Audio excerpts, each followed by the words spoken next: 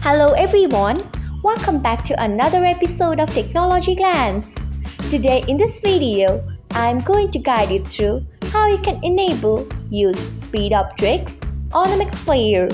So let's get started. Firstly, open MX Player app in your device.